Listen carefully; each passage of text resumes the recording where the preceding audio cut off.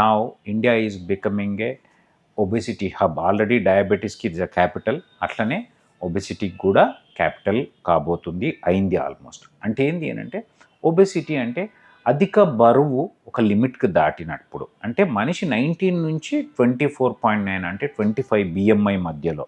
First BMI అంటే ఏంటి? ఒక మనిషి ఇంత హైట్ ఉన్నప్పుడు ఇంత బరువు ఉండాలని ఒక కొలమానం.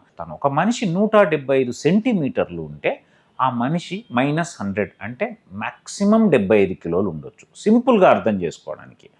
ఎవరైనా కనుక 165 ఉన్నవాళ్ళు 65 మ్యాక్సిమం ఉండొచ్చు, అంటే 60 ఉంటే బెటర్. నేను 175 ఉన్నవాళ్ళు -100 అంటే 75 ఉండొచ్చు. ఇలా కొలత దాటినప్పుడు, అంటే ఆ 25 దాటినప్పుడు దాన్ని అధిక బరువు అంటాం. 25 నుంచి 30 బిఎంఐ వరకు ఉంటే అధిక బరువు అని, 30 దాటితే ఇంకా దాని ఒబెసిటీ క్లాస్ 1, 2, 3, 4 అని మనం వెయిట్ బిఎంఐని బట్టి నిర్ణయించడం జరిగింది.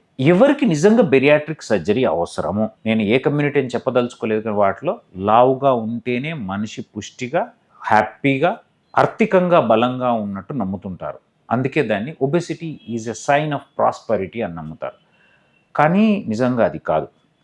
నేను ఎప్పుడు అందరికీ చెప్పేది ఒకటే, obesity is not a disease, it's a mother of all diseases. అన్ని రోగాలకు తల్లి. ఎన్ని రోగాలు? Migraine, thyroid, cardiac, heart attack, diabetes, hypertension, hypercholesterolemia, sleep apnoea, obstructive sleep apnoea, liver non alcoholic steatohepatitis, liver cirrhosis, constipation, infertility, joint pains.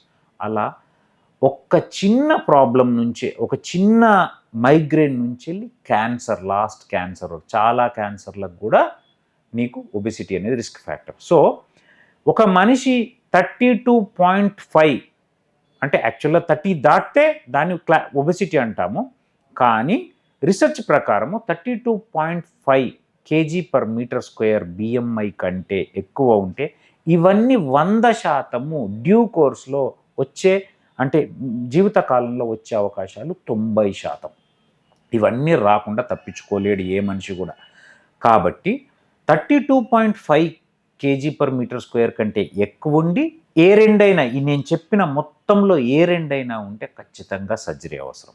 అసలు ఇవి ఏవీ లేకుండా ఒక మనిషి 37.5 కేజీ పర్ మీటర్ స్క్వేర్ కంటే ఎక్కువ ఉంటే 100% సర్జరీ అవసరం.